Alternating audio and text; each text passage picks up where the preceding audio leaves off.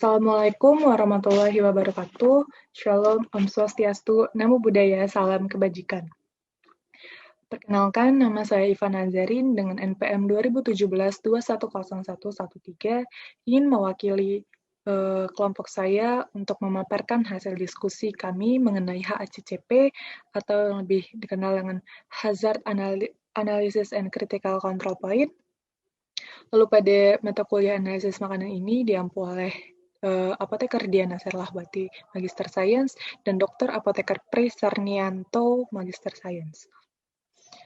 Lalu perkenalkan juga ada Dimas Akbar Aryo Bimo selaku koordinator kelompok, lalu ada Anissa Sokrizal, ada Eka Nuraini, ada Indira Nureva Plastika, ada Dira Kartika, ada Ivan Nazarin, ada Astrid Nabila.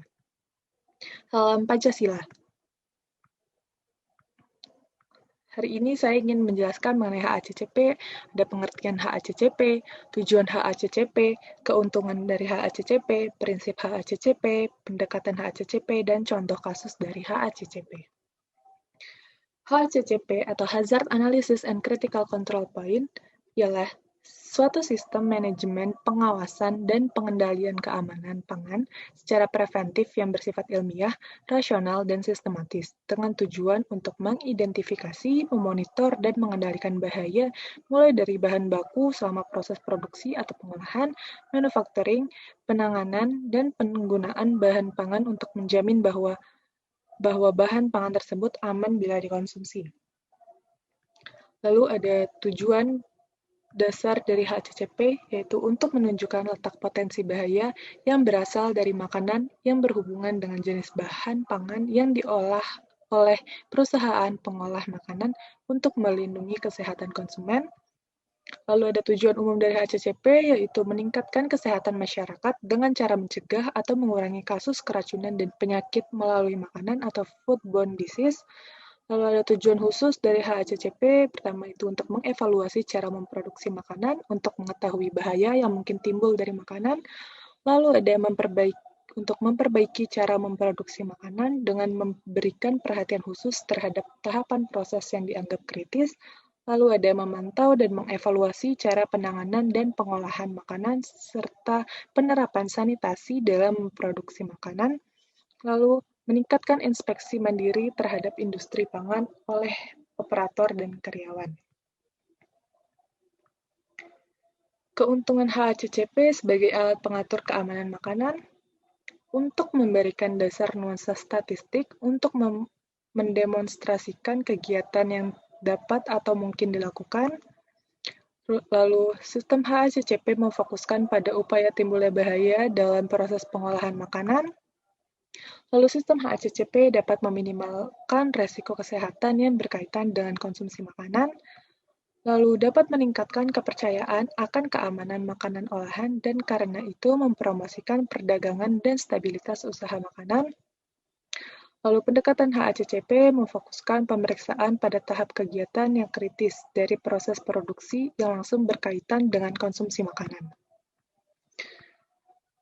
Lalu di sini ada prinsip dari HACCP, pertama itu analisis potensi bahaya, yang kedua ada menentukan titik-titik pengendalian kritis atau critical control point.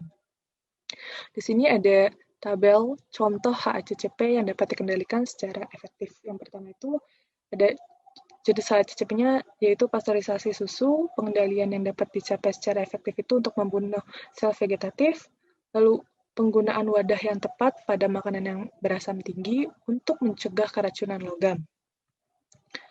Lalu pada tabel selanjutnya, contoh CCP yang dapat dikendalikan secara sebagian, yaitu adalah pencucian dan sanitasi peralatan untuk mengurangi pencemaran produk selama pengemasan, lalu sortasi kacang tanah dengan peralatan yang terkontrol untuk mengurangi cemaran mikotoksin pada produk-produk kacang tanah.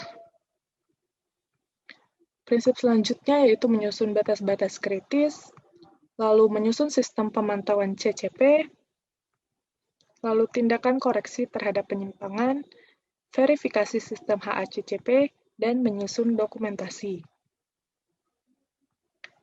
Pendekatan HACCP untuk food safety atau keamanan pangan, untuk kebersihan, dan juga untuk economic fraud atau pemalsuan.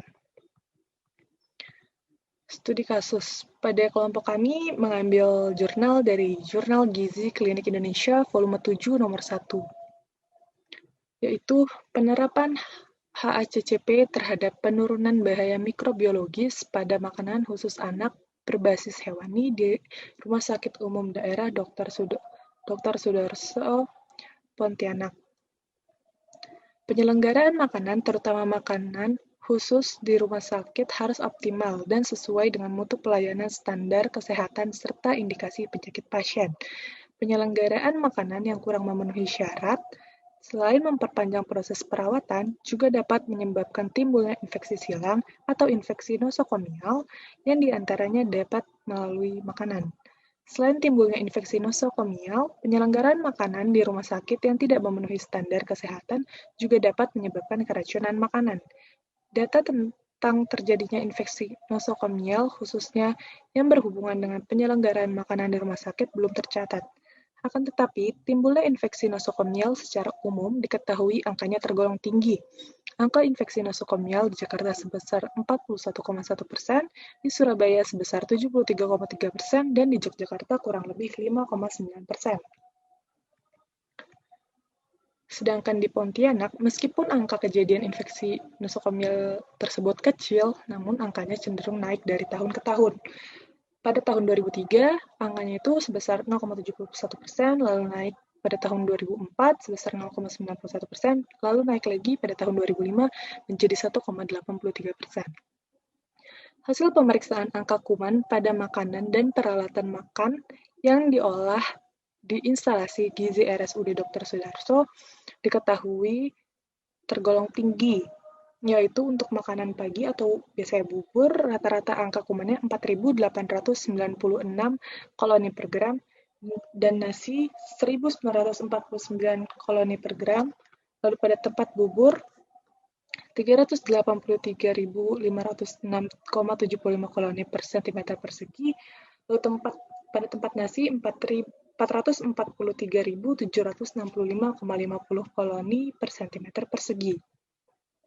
Sedangkan angka kuman pada sendok nasi dan bubur juga sama-sama tinggi, yaitu 2.937,38 kalori per cm persegi pada sendok nasi dan 2.937,38 kalori per cm persegi pada sendok bubur.